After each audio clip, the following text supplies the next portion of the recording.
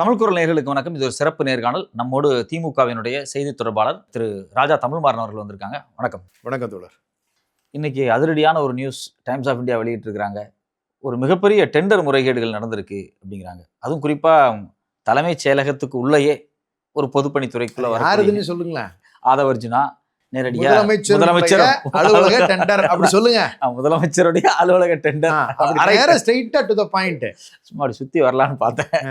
அது times of India வெளியிட்டு இருக்காங்க. பார்க்கும்போது ரொம்ப அதிர்ச்சியா இருக்கு. நாங்க ரொம்ப டிரான்ஸ்பரண்டான கவர்மெண்ட் அப்படின்னு முதல்ல இருந்தே தாவேகா பேசிட்டு இருந்தாங்க. அவங்களோட டிரான்ஸ்பரன்சி இவ்வளவு தானா அப்படின்னு ஒரு கேள்வி வந்திருக்கு. அதுல குறைபாடு 3 சுட்டி காட்டிடுறேன். சொல்லுங்க. 2 கோடி ரூபாய்க்கு மேலனா 30 நாள் டைம் கொடுக்கணும். அது கொடுக்கல. மேனுவல் டெண்டரை ஃப்ளோட் பண்ணிட்டாங்க. ஆன்லைன்ல ஏத்தல. இந்த கொஸ்டினை ரைஸ் பண்ண பிறகுதான் ஏத்துறாங்க. டெண்டரே என்ன கொடுக்காம வேலைய ஆரம்பிச்சிட்டாங்க. ஆமா, அது ஒரு பெரிய கேள்வி. டெண்டரோட வேல்யூவும் போடல. ஆன்லைன்ல போடல. ஆனா பிரிண்ட்ல போட்டுருக்கதா சொல்றாங்க. எப்பா முதலமைச்சர் அலுவலக கட்டுறதுக்கே நீங்க மாத்துறதுக்கே எவ்வளவு பெரிய ஊழலை செய்றீங்களே, அப்ப இன்னும் மீதி இடங்கள்லாம் எவ்வளவுப்பா ஊழல் செய்ய போறீங்க? இல்ல, அடிப்படையில முதல்ல ஒரு கேள்வி எனக்கு வருது. ஏன் முதலமைச்சர் அலுவலகத்தை மாத்தணும்? அது அவரோட கம்ஃபர்ட்டா? அசூர்ல அவருடைய வீடு எப்படி இருக்குன்னா, அவருடைய ரூம் முதற்கொண்டு கடலை பார்த்த மாதிரி தான் இருக்குது. ராதன் பண்டிட் அவர்கள் சொல்லி இருக்கிறதுக்கான வாய்ப்பு இருக்கு. அவருடைய ஆஸ்தான ஜோதிடர் ரைட்டா. அவர் எதை சொன்னாலும் கேட்கிறவர் தான் விஜய் அவர்கள். ஏன்னா தன் மீது நம்பிக்கை இல்லாதவர்கள் தான் சோதிடத்தை நம்பி போகின்றவர்கள். தன் மீது நம்பிக்கை உள்ளவர்கள் சோதிடத்தை நம்பி போக மாட்டாங்க. ஸோ முழுக்க அதிர்ஷ்டத்தால தான் வந்திருக்கோம் அப்படிங்கிறதுனால அவர் எதை சொன்னாலும் கேட்குற மனநிலையில் இருக்கக்கூடிய நம்மளுடைய அதிசய பிறவி முதலமைச்சர் அவர்கள் அவர் சொல்றதெல்லாம் முழுசா கேட்டு கடலை நோக்கி நீங்க உட்காரணுங்கிறதுக்காக வீட்டில் எப்படி இருக்கிறீங்களோ அதே மாதிரி இங்கேயும் நோக்கி உட்காரணும்னு சொல்லி இருக்கிறதா தான் அவரு சர்க்கிளில் இருக்கிற அவங்க பாணிலேயே சொல்லுவோம் இருக்கிற தகவல் பேசப்படுகிறது. ஆமா, பேசப்படுகிறது. இது ரெண்டுமே சேர்த்துக்கலாம். ஏன்னா ஆதவர்ஜுனா அவர்கள் சட்டமன்றத்தை சொல்லும் போதே இப்படி ஒரு தகவல்னு தான் சொல்றாரு. ஆமா, ஸோ அதை தான் சேனல்ஸ் எல்லாம் போட்டுக்கிட்டு இருந்தாங்க. நான் கூட சேனல்ஸ் எல்லாம் கூட தகவல்னு சூப்பரான கடைசியாக எனக்கு அப்புறம் தான் தெரிஞ்சிச்சு அவங்க ஆதரவு நிலை சேனல்கள்லாம் தகவல்னு போடுங்கன்னு ஆதவர்ஜுனா சொல்லி தான் போட்டிருக்காங்க. அதுதான் அந்த தகவல்னு சொல்லி இந்த 6 மாசமா எலெக்ஷனுக்கு முன்னாடி தகவல்னு வந்துச்சு. இது ஆதவர்ஜுனா இன்ஸ்ட்ரக்ஷன், வாய்ஸ் ஆஃப் காமனோட இன்ஸ்ட்ரக்ஷன் தானாட்டு இருக்கு அப்படின்னு நமக்கு தெளிவாக இப்போ தெரியறது எங்கன்னா அவர் சட்டமன்றத்தில் பேசும் பொழுது இப்படிப்பட்ட செய்திகளை உருவாக்கியது ஆதவர்ஜுனா அவர்கள் தான் அப்படிங்கிறதும் தெளிவாகுது. அப்போ இதில் சரியா சொல்லணும்னு சொன்னா கடலை பார்த்து உட்கார வேண்டும், அவ்வளோதான். அதுக்கு உடனடியாக ஆஃபீஸ் ரெடி பண்ணுங்க.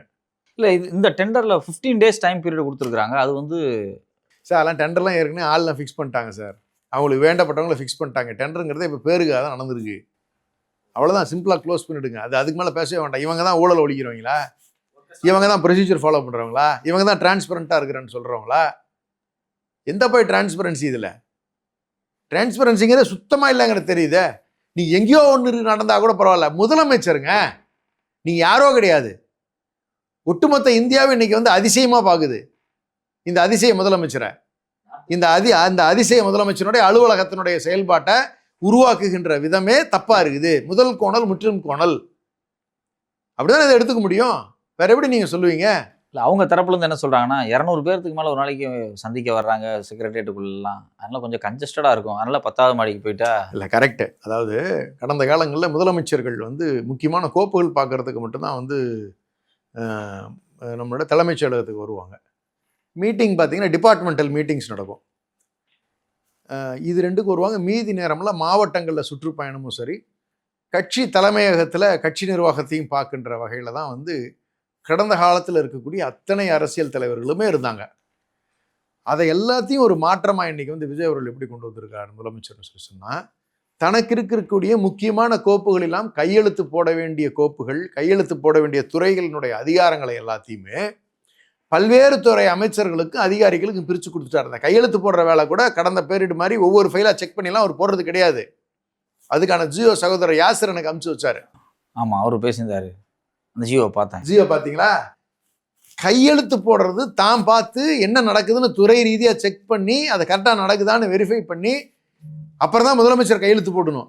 இப்போ அந்த அதிகாரத்தை என்ன பண்ணிட்டாருன்னா, இந்த மாற்றத்துக்கு உண்டான ஏமாற்ற முதலமைச்சர் அந்த பொறுப்புகள் எல்லாத்தையும் மற்றவங்ககிட்ட பிரித்து கொடுத்துட்டாரு. அப்போ செக்ரட்டரியேட்டில் உட்காந்து நீங்கள் என்னதான் பஸ் பண்ணுறீங்க?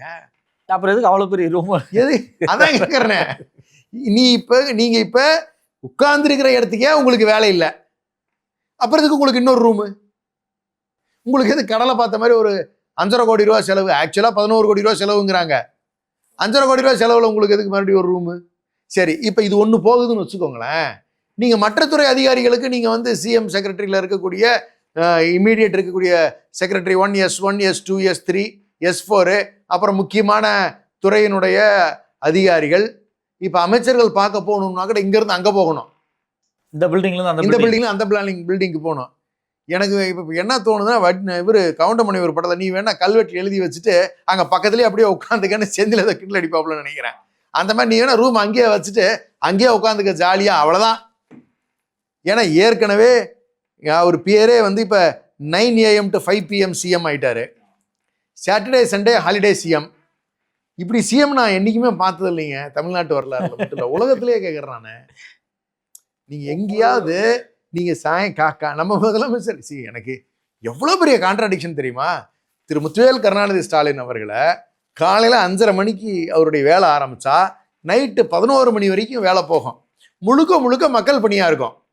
முழுக்க முழுக்க எல்லா துறைகள்லையும் அவருடைய ஒப்புதல் பெறப்படும், அவருடைய ஒப்பீனியன் வாங்கப்படும், அது கரெக்டாக நடக்குதாங்கிறத என்ஷூர் பண்ணிக்கிட்டே வருவார்.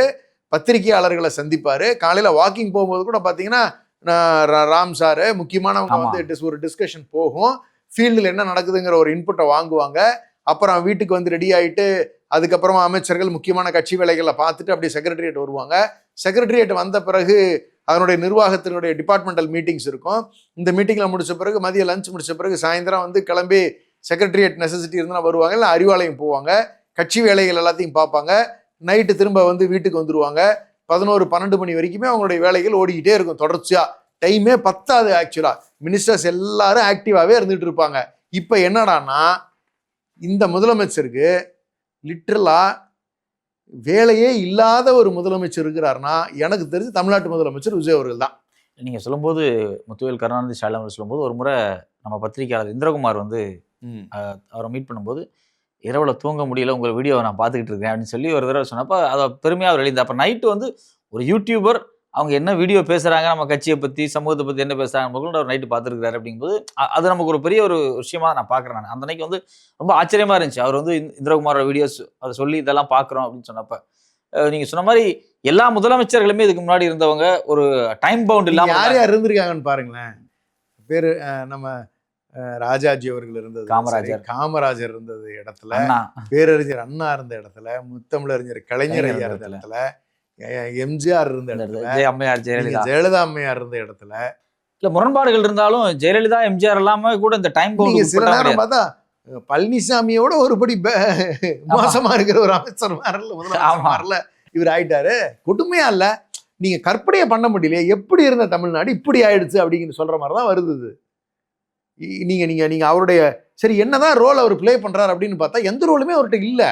ஏன்னா அசம்பிளியில நடக்கும்போது எதிர்கட்சி தலைவர் அவர்கள் அவருடைய முதலமைச்சருடைய துறை சார்ந்த கேள்விகள் ஆமா ஆமா நீங்க வந்து டிஸ்கஷனுக்கு எடுக்கிறாங்க, முதலமைச்சர் வரவே இல்லையே, பதில் சொல்ல வேண்டியது அவரு தானே.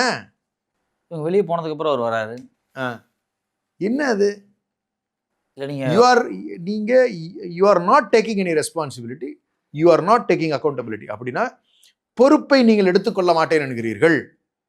அதற்கான நிகழ்வுக்கான தன்னுடைய பொறுப்புணர்வை உணராமல் நீங்க நடந்துக்கிறீங்க, அதை தவிர்க்கிறீங்க, சமூக பணியிலிருந்து நீங்க நகர்றீங்க. அப்ப நீங்க மேடைகள்ல கூவுனது எல்லாமே பொய். சிம்பிளா இந்த டெண்டர்ல இருந்தே நம்ம சொல்லிடலாம். அவருடைய முதலமைச்சர் அலுவலகத்தினுடைய டெண்டர் முறைகேடா இருக்குன்னு டைம்ஸ் ஆஃப் இந்தியா நியூஸ் வெளியிட்டு இருக்காங்க.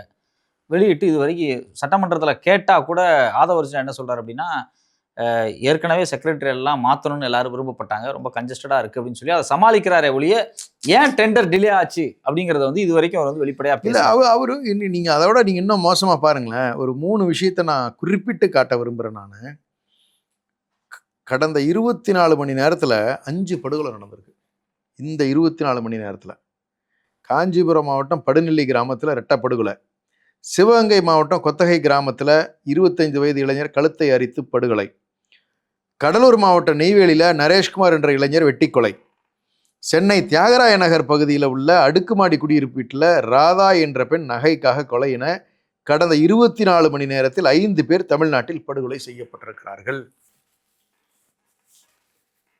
நீங்க தாவேக ஆட்சி அமைத்த இந்த 100 நாட்கள்ல கொலைகளினுடைய எண்ணிக்கை மட்டும் 187, பாலியல் வன்முறைகள் 358, குழந்தைகளுக்கு எதிரான குற்றங்கள் 188, ஆணவ கொலைகள் 12, லாக்அப் டெத்து 7ன்னு சொல்றாங்க.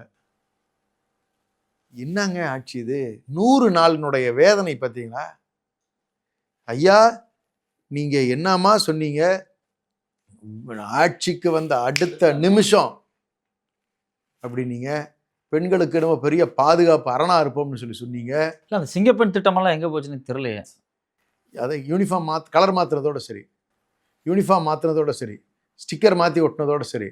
ஒரு முதலமைச்சர்னா எப்படி இருக்கணுங்கிறது ஒரு உதாரணம். முதலமைச்சர் அவர்கள் அந்த லாக்அப் மரணம் தம்பி நடந்துச்சு கடந்த காலத்தில்.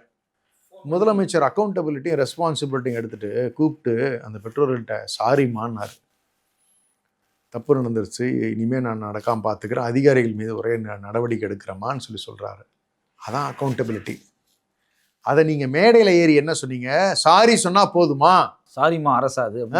சாரிமா அரசான்னு கூவுனீங்க, கத்துனீங்க. இப்போ இந்த லாக்அப் டெத்தெல்லாம் நடக்குது. நேற்று கூட ஒருத்தரை லாக்அப் டெத் நடந்திருக்கு. யாரோ ஒரு சாமியார் ஒருத்தனை கூப்பிட்டு போய் வச்சு அடிச்சிருக்காங்க, அவன் செத்து போயிட்டான். இப்போ இதெல்லாம் என்னதான் பதில்? அதை விட எனக்கு பயங்கரமான கடுப்பும் கோபமும் எதுலன்னா வருத்தமும் என்னன்னா, பட்டியலின சமூகத்தை சார்ந்த அமுதனன் என்ற தம்பியை 20 பேர் சேர்ந்து அடிச்சு கொண்டிருக்கான். இரும்பு ராடு வச்சு ஸ்ட்ரெயிட்டா டு த பாயிண்ட் சொல்றேன். எங்கெங்க கஞ்சா கிடைக்குதுன்னு சொன்ன ஒரே காரணத்துக்காக விசில் ப்ளோயராக இருந்தார். ஆங்கிலத்தில் விசில் ப்ளோயர், தமிழில் அதாவது யார் என்ன எங்கே தப்பு நடக்குதுங்கிறத வெளியே சொன்னவர் அப்படிங்கிறதான் இங்கிலீஷில் விசில் ப்ளோயர்னு சொல்லுவாங்க. அதே போல் தனுஷ் வட சென்னையில் அந்த மாணவரும் கஞ்சா விவகாரத்தை வெளியே சொல்லியிருக்கிறார். திருவள்ளூர் மாவட்டம் டெத்து. இது எல்லாமே எங்கே வந்து நிற்கிதுன்னு கேட்டிங்கன்னா, இது எல்லாமே போதை பழக்கத்தினால் பாதிக்கப்படுகின்றவர்கள். போதை பழக்கம் யார் ஈடுபடுறாங்க, யார் கஞ்சா விற்கிறாங்க, யார் சிந்தட்டிக் ட்ரக்ஸை யூஸ் பண்ணுறாங்கன்னு சொன்ன காரணத்தினால் அடிச்சு கொள்கிற அளவுக்கு இந்த ஆட்சி அனுமதி கொடுத்துருக்கு. இதை நீங்கள் 9 பட்டியலின அமைச்சர்கள் சேர்ந்துக்கிட்டு என்ன பண்ணிக்கிட்டு இருக்கீங்க? இன்னும் அதுக்கு மேலே கேட்க முடியும். மாண்பு கருதி நான் வார்த்தை கேட்காம இருக்கேன். தப்பு இல்லை அது. என்ன எந்த விதத்தில் நீங்கள் அந்த சமூகத்துக்கு நீங்கள் அரணா நிற்கிறீங்கன்னு சொல்லுங்க. நீங்கள் திரும்ப அண்ணன் மாநாடு நடத்துறாரு, அதை பற்றி ஒரு வார்த்தை பேசினாரா? வன்னியரசு என்ன நேரில் போயிட்டு வர்றாரு. என்னைக்குன்னா நிகழ்வு நடந்து 3ஆவது நாள் போறாரு. திமுக ஆட்சியில் அன்னைக்கே போகலன்னா எத்தனை கூவுனாங்க, எவ்வளோ குற்றச்சாட்டை வச்சாங்க.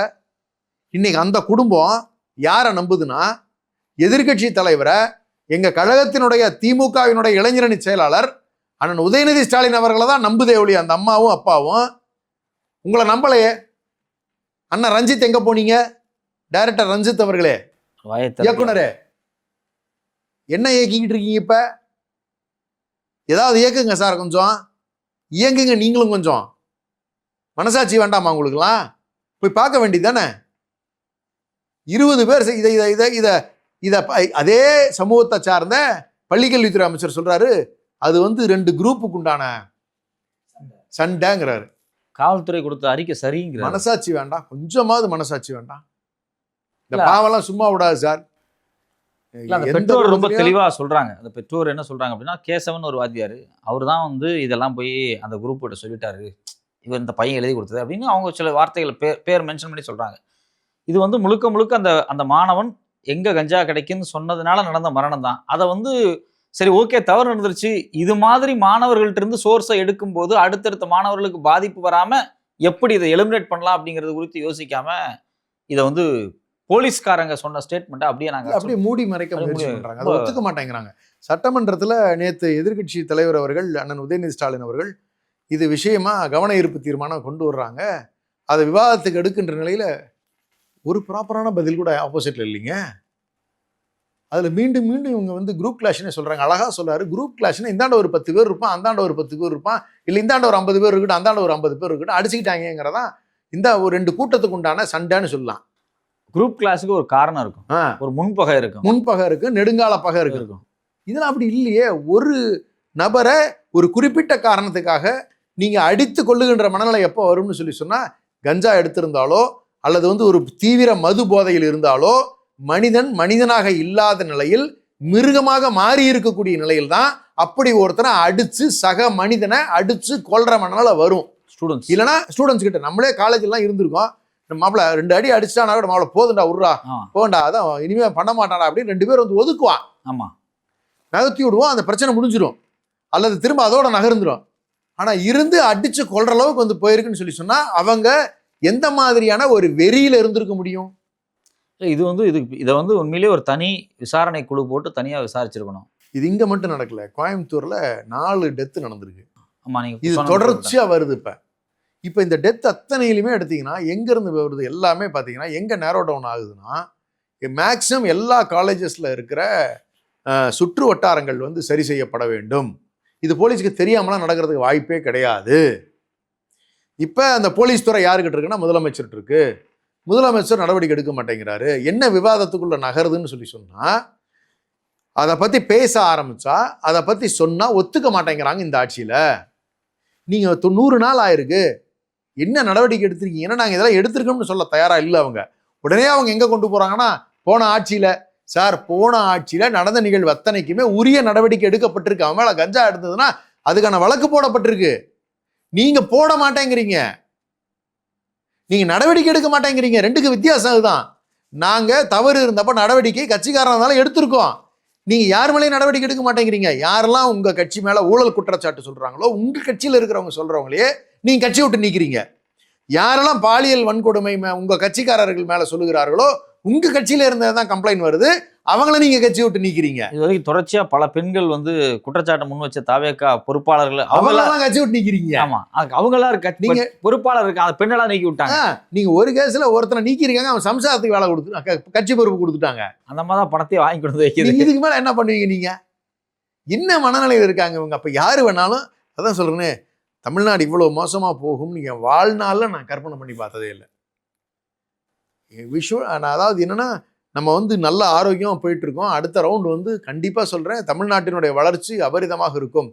அதாவது உலக அரங்கத்தில் தமிழ்நாடு தனியாக போற்றப்படும்னு நினைச்ச காலமெல்லாம் போய் உலகமே பார்த்து சிரிக்கிற அளவுக்கு வந்து ஒரு ஆட்சி வரும்னு நான் கனவுல கூட நினைச்சு பார்க்கல. பாவம், அந்த பசங்க ஏமாந்தது தான் மிச்சமா இருக்கு, இந்த மக்கள் ஏமாந்தது தான் மிச்சமா இருக்கு. 200 ரூபா 200 யூனிட் ஃப்ரீ கரண்ட்னு சொன்னாங்க, இன்னைக்கு 3 மடங்கு வருது கரண்ட் பில். ஆமா, டாக்ஸ் வந்து இன்னைக்கு பாத்தீங்கன்னு சொன்னா மாநகராட்சியில கேட்காமலே, பிரதிநிதிகளை கேட்காமலே, மேயரை கேட்காமலே பில்லை பாஸ் பண்ணிக்கிட்டு அதிகாரிகள்லாம் சேர்ந்து பன்மடங்கு ஏற்றி காட்டினாங்க. அப்புறம் பிரச்சனை வருதுன்னு டமாரை நிறுத்துறாங்க. நீங்க ஊழல்னு சொல்றீங்க. ஊழலை விசாரிக்க வேண்டியவர்கள் கைது செய்யப்பட்டால் நீதிமன்றத்தில் வாதாட வேண்டிய வழக்கறிஞர்களே லஞ்சம் வாங்கிட்டு போட்டீங்கன்னு சொன்னா இந்த ஆட்சி எதை நோக்கி நகருது? 10 ரூபா பாட்டிலுக்கு நீங்க இன்னைக்கு 20 ரூபா போகுது. ஆன்லைன்ல சரக்கு வித்துக்கிட்டு இருக்கீங்க. ஆன்லைன்ல சரக்கு விற்கிறதுங்கிறது மிகப்பெரிய குற்றம். நீங்க அதுவும் அப்ப எங்க தான் நீங்க ஊழல் இல்லாம இருக்கீங்க சொல்லுங்க? நீங்க எக்ஸ்ட்ரீம் போறீங்க. நீங்க ரெஸ்டோ பார் வேற கொண்டு வர பார்ல எல்லாம் கூப்பிட்டு அந்த அமைச்சர் வந்து பர்சனலா கூப்பிட்டு காசு கேட்கறாங்க ஆபீஸ்ல இருந்து, நீங்க இவ்வளவு கொடுத்துருங்க, பாருக்கு இவ்வளவு கொடுத்துருங்க. இந்த 90 நாள்ல நான் சொல்றேன், எந்தெந்த அமைச்சர் எங்கெங்க வீடு வாங்கியிருக்காங்கன்னு மட்டும் சொல்லுங்க. கோயம்புத்தூர் அமைச்சர் வீடு வாங்கிட்டாருங்க. புஷி ஆனந்தன்னா அவர் வீட்டுக்கு பக்கத்துல ஒரு வீடு வாங்கிட்டாருங்க, அவர் பொண்ணை கொண்டு வந்து வைக்கிறதுக்கு. உண்டா இல்லையான்னு செக் பண்ண சொல்லுங்க, நான் எங்க வேணா வந்து சொல்றேன். எல்லாம் பல கோடிகள் பொருளுது இப்ப அமைச்சர்கள் கிட்ட. ஐயா எங்க இருந்துங்க ஐயா உங்களுக்கு எல்லாம் இவ்வளவு பணம் வந்துச்சு? எங்க இருந்துங்க ஐயா புதுசா கார் வந்துருக்கு? ஐயா அணிவகுப்பே போறீங்க, மகிழ்ச்சி. நீங்க தான் ஊழல் ஒழிக்க வந்தவங்களா? ஏன் வாயில ஏதாவது வந்துரு மாட்டிருக்கு? தப்புங்க அதெல்லாம். நான் என்ன சொல்றேன், மக்களுக்கு ஏதாவது நல்லது செய்யுங்க தயவு செஞ்சு. ஒரு விஷயத்துல கூட நல்லது செஞ்ச மாதிரி தெரியல. குவாரியெல்லாம் மூடிட்டீங்க. தமிழ்நாடு அவ்வளவு பின்னோக்கி போயிருக்கு. நீங்கள் இன்னைக்கு முதலீடுகள்லாம் பார்த்தீங்கன்னா 1,00,000 கோடின்னு அறிவிச்சாங்க. ஒரு நாளைக்கு 1000 கோடியா பாஸு? முடியல என்னால். இல்லை, இந்த 3 மாச கேப்ல ஒட்டுமொத்த இந்தியாவுக்குமே அவ்வளோ இன்வெஸ்ட்மெண்ட் வரல. அது ஆக்சுவலி பாஜகவே வைக்கிறான். நம்மளோட பெரிய ஆளா இருக்காங்க. நம்ம தானே பெரிய பொய் சொல்லுவோம். அதோட பெரிய பொய் சொல்றதுக்கு ஒரு ஆள் இருக்கானாங்கிறது. அதுல ஒரு நிறுவனம் வரும், 3 லட்சம் ரூபா தான் மொத்த முதலீடு. பெய்டப் கேபிட்டல் 1 லட்ச ரூபா பெய்டப் கேபிட்டல் 1 லட்சம். 10,000 கோடிக்கு ஒர்க் எடுத்திருக்கான். ஆமா, அவன் தான் டேட்டா ப்ராசஸிங் சென்டர் கொடுக்குறானா. டேய் எப்படிடா அப்படிலாம் முடியலடா சாமி. அதுல எல்என்டி எல்லாமே வந்து திமுக கொண்டு வந்த ப்ராஜெக்ட் தான். எல்என்டி, ஹிட்டாச்சி, அதுல இருக்கக்கூடிய ஆக்சுவல் எக்ஸிக்யூட்டிவ் ப்ராஜெக்ட்ஸ் எல்லாம் கேரி ஃபார்வர்டு. அதாவது தொடர்ச்சியாக கடந்த காலத்தில் போடப்பட்ட ஒப்பந்தங்கள் தொடர்ச்சி பணிகள். ஆமா, இவனுங்க புதுசாக அதை கொண்டாந்தானா கொண்டாடல. ஆனால் 1 லட்சம் ப்ரெஸ்ஸை உள்ள விடலை சார். நீங்கள் டிரான்ஸ்பரன்சி கேட்டிங்கல்ல, அந்த டிரான்ஸ்பரன்சியாக இல்லை. ப்ரெஸ்ஸை உள்ள விட்டு பூரா லிஸ்ட் எடுத்து இதை பார்த்துங்க, இங்கேருந்து இது வரைக்கும் இந்த திட்டங்கள் இந்த தேதியில் நாங்கள் கூப்பிட்டு பேசணும், இது இப்படி ஃபைனல் ஆச்சு, இப்படி ஃபைனல் ஆச்சு அப்படின்னு சொல்லி பிரீஃப் டிஸ்கிரிப்ஷன் கீர்த்தனா சகோதரி பேசலாமே, முதலமைச்சருக்கு பிரீஃப் பண்ணலாமே, ப்ரெஸ்ஸை வச்சுக்கிட்டு சொல்லாமே. ஒரு ஃபோட்டோ நல்லா. ஆனால் என்ன கடைசியானா ஒரு ஃபோட்டோ செஷன், ஒரு ஒரு ஒரு அந்த என்னது 1 லட்சம் கோடிங்கிறத போட்டு மாண்புமிகு அதிசய பிறவி முதலமைச்சர் அவர்கள் அங்கே போய் நின்று ஒரு ஃபோட்டோ எடுத்துகிட்டு போயிட்டார். அவ்வளோதான் அந்த 1 லட்சம் கோடிக்கான மதிப்பு. பட் அந்த கான்க்ளேவ்லயும் அவர் பேசலை. இல்லை, எதுக்கு பேசணும்? பேசினா தான் தெரிஞ்சு போயிடும் மண்டவாளம் பூரா இவ்வளோதான்னு. இப்போ தமிழ்நாடு எதை நோக்கி நகருதுன்னா மிகப்பெரிய பொருளாதார சரிவை நோக்கி தான் தமிழ்நாடு போய் கொண்டு. 100 நாள் அப்படிங்கிறது வந்து லா அண்ட் ஆர்டர், இன்வெஸ்ட்மெண்ட், எதுவுமே இல்லை, கரப்ஷன் எல்லாமே வந்து எதுவுமே இல்லை. லிட்டரலாக எல்லாமே பொய்யா கோபால் தான் கேட்க வேண்டியதாக இருக்கு. ஏதாவது ஒரு விஷயத்த நீங்க பாசிட்டிவா சொல்லுங்களேன். இதை வந்து ஒரு செக்டர் வந்து இந்த யூடியூப்ல இந்த இன்ஸ்டால இருக்கிறவங்களுக்குள்ள இது விஷயமே தெரியல. அவங்கெல்லாம் ஜாலியா இருக்காங்க, அவங்க ஒரு என்டர்டெயின்மெண்ட் மோட்லயே போறாங்க. சாமானியருக்கான பாதிப்புகள் நிறைய ஆயிருங்க. இது தொடர்ந்துச்சு அப்படின்னா இது வந்து இன்னொரு 3 ஆண்டு 4 ஆண்டு தொடர்ந்து. 3 ஆண்டெல்லாம் இல்லை, இன்னும் 6 மாசம் தொடர்ந்துச்சுன்னா சம்பளம் போடுறதுக்கு காசு இருக்காது, அரசு ஊழியருக்கு. அதுக்கு மேலாம் தாங்கவே தாங்காது. இந்த ஸ்டாலின் டாக்ஸ் 30%னாங்க. ஐயா, அந்த 2.5 லட்சம் கோடியில் 30% நீங்கள் மிச்சம் பண்ணி கஜானா கொண்டு வந்துருவோம்னு சொன்னீங்க, நிறுத்தணும்னு. கிட்டத்தட்ட கணக்கு போட்டால் ஒரு 70,000 கோடி வந்திருக்கான். டெபிசிட் பட்ஜெட் என்னமோ ஒரு 58,000 60,000 கோடியோ சொல்கிறாங்க. இந்நேரம் நீங்கள் பட்ஜெட்டில் ப்ளஸில் இருந்திருக்கணும். ஆமாம், ஏன் வரல? அப்போ அதுவும் பொய்யா? வாய்க்கு வந்து அடித்து அள்ளி விட்டுருக்க. இதை கேட்டுட்டு பாவம் மக்கள் ஏமாந்தது தான் மிச்சமாக இருக்குது. ஒரு நல்ல தமிழ்நாடை சொந்த காசில் அவங்கவுங்களே சூனியம் வச்சுக்கிட்ட கதையெல்லாம் ஆகிப்போச்சு மக்களுக்கு. பாவம் ஒரு ஒரு ஒரு மாயையில் மாட்டி ஒரு சினிமாங்கிற முகத்தில் போய் சிக்கி உண்மைக்கும் பொய்யுக்கும் வித்தியாசம் தெரியாமல், நிஜத்துக்கும் போலிக்கும் வித்தியாசம் தெரியாமல், நடிப்புக்கும் உண்மைக்கும் வித்தியாசம் தெரியாமல் ஒரு மாற்றி போட்ட விளைவு இன்னைக்கு அவர்களுடைய வாழ்க்கை எல்லாத்தையுமே ஒவ்வொருத்தரையாக பாதிக்குது. பாதிக்கப்படாதவர்கள் யார்? தாவேக்கால இருக்கிற பெரும் முதலாளி ஆதவர்ஜுனா பாதிக்கப்படவில்லை.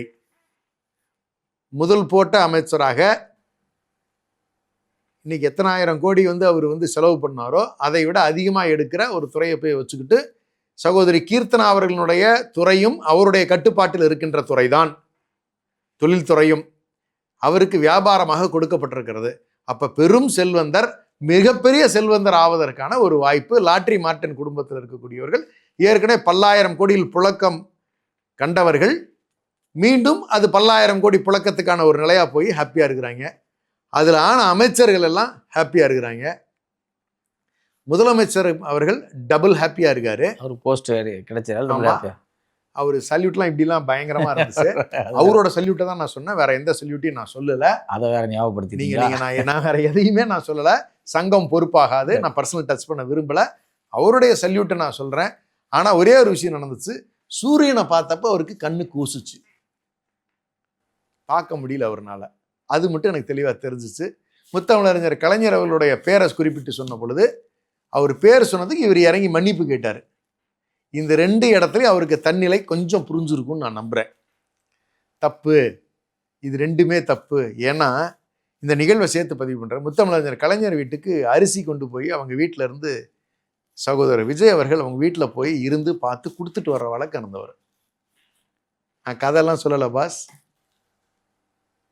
அந்த குடும்பத்தில் போய் இருந்து முத்தமிழறிஞர் கலைஞரை பார்த்து கொடுத்துட்டு வர வழக்கம் இருக்கக்கூடிய குடும்பம் அது. 1 மணி நேரம் வெயிட் பண்ணி பார்த்துட்டு வருவாப்புல.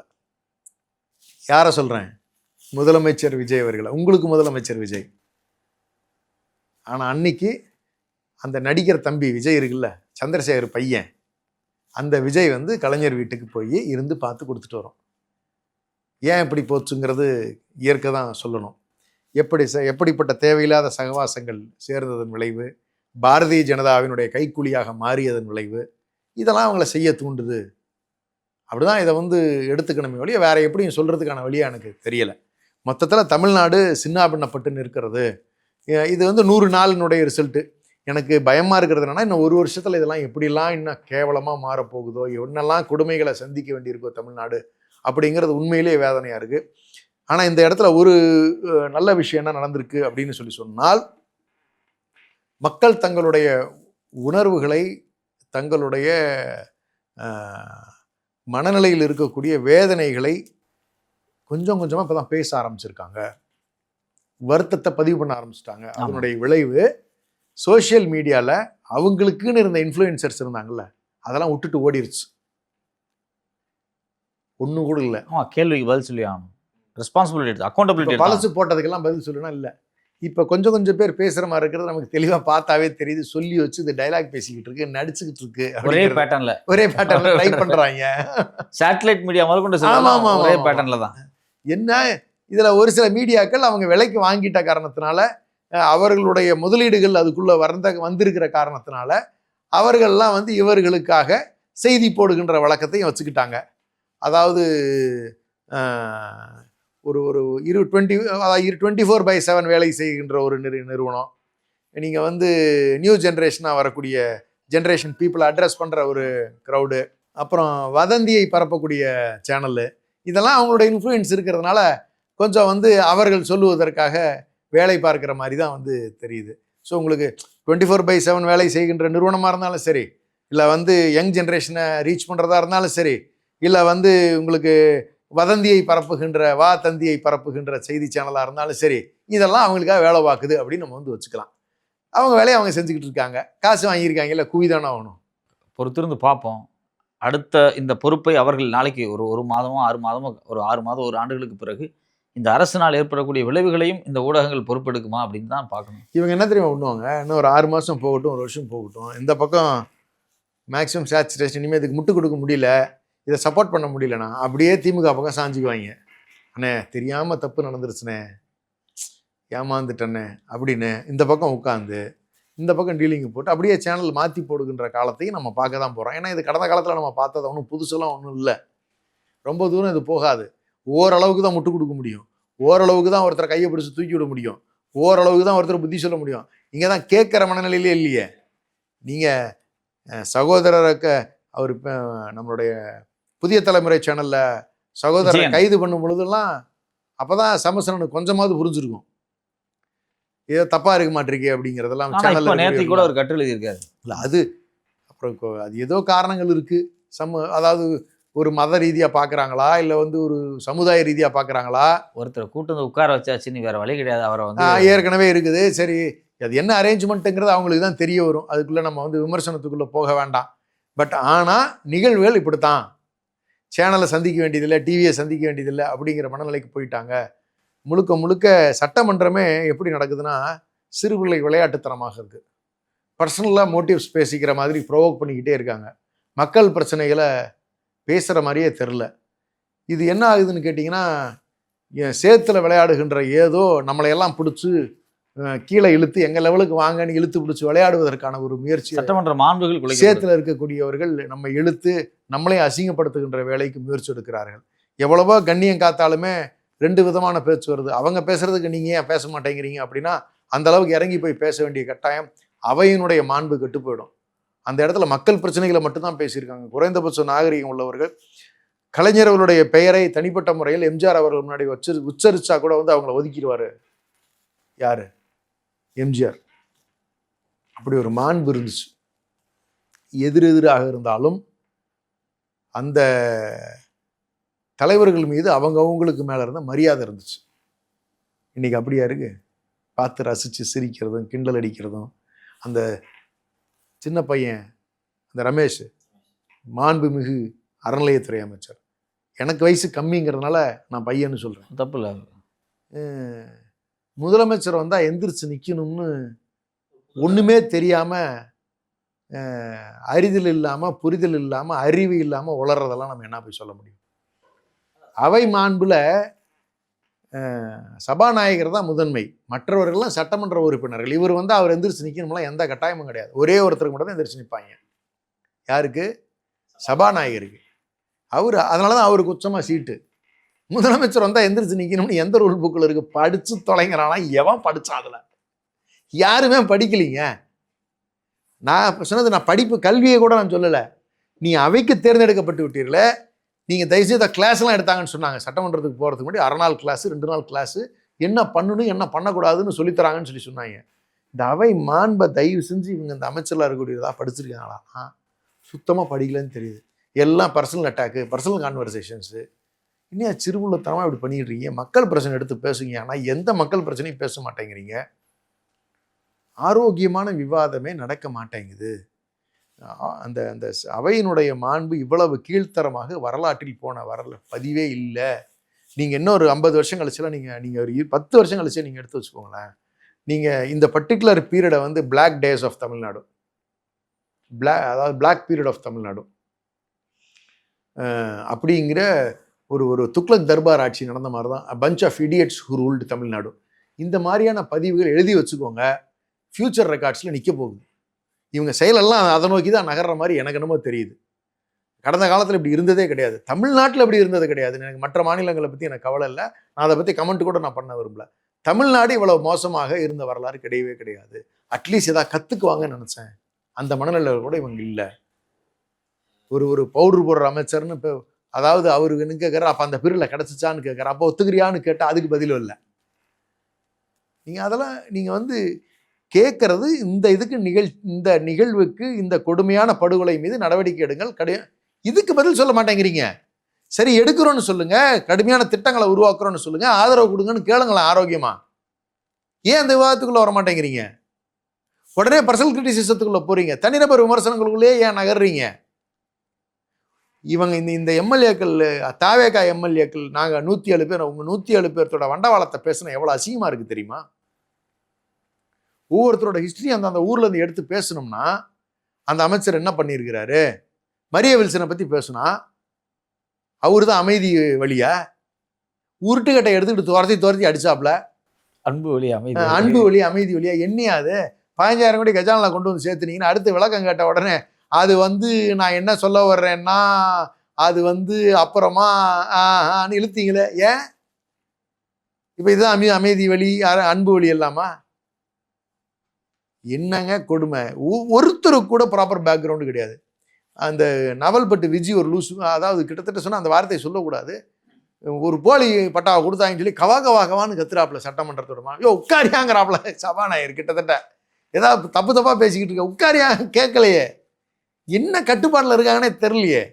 சபாநாயகர் வேற அப்பப்போ அமைதியா இருக்குன்னு கேட்குறேன். அவரு தான் மேக்சிமம் தாவேகாவை கிரிட்டிசைஸே பண்றாரு.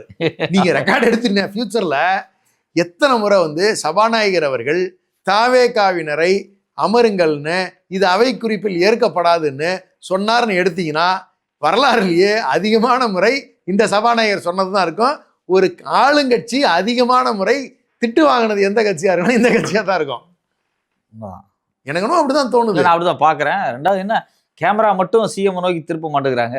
இல்ல அவரு வேற, அவர் இல்ல ஒன்னும் அவர் இருக்க மாட்டா, இல்லைன்னா இருந்தாலும் அவர் வேற மனநிலை யோசிச்சுட்டே இருப்பார். நாட்டை எப்படி திருத்துறது, நாட்டை எப்படி மாத்துறது, தமிழ்நாடு பிடிச்சாச்சு, தமிழ்நாடு வந்து நமக்கு விருப்பப்பட்டவங்களுக்கு செஞ்சு கொடுத்தாச்சு, அடுத்து இந்தியாவை நம்ம எப்படி பண்ண போறோம், இந்த யோசனையில் அவர் இருக்கிறதுக்கான வாய்ப்பு இருக்கு. ஏன்னா 2 மணி நேரம் 3 மணி நேரம் வெறும் யோசனையிலே இருக்கிறவர். அவர் இன்னும் கொஞ்சம் தீவிரமா யோசனை பண்ணாருன்னா நாட்டுக்கு இந்தியாவே யோசிக்கிறாரு. அதெல்லாம் எடுத்து கொடுக்கறதுக்கு புஷியானந்தன்னா இருக்காங்க. நம்மளுடைய சகோதரர் நம்மோடு பயணித்த நம்ம தலைவர் கூடவே சைக்கிளில் கூட போய் இங்கே இருக்கிறவங்க எல்லாத்தையுமே வந்து தவறாக பயன்படுத்திய ஏதோ அட்வான்டேஜ் எடுத்துக்கலாம்னு நினச்சி இங்கே உட்காந்துருந்த ஆதவ அர்ஜுனா அவர்கள் இருக்கிறாரு. ஏன்னா இதெல்லாம் மறுக்க முடியாதுல்ல, வரலாறுல பேசும்ல. இன்னைக்கு வந்து அவ்வளோ தூரம் பேசுறீங்க. சகோதரர்லாம் கண்டிப்பாக சொல்கிறேன், வாழ்க்கையில் மறக்கவே மாட்டோம். இங்கே எழுதி வச்சுங்க, இன்னைக்கு 107 அந்த பக்கம் வெறும் 57ன்னு கணக்கெல்லாம் சொல்கிறீங்க. சகோதரர், சில எண்களில் சில வருடங்களில் நீங்களும் இருக்கின்ற காலம் வரத்தான் போகிறது.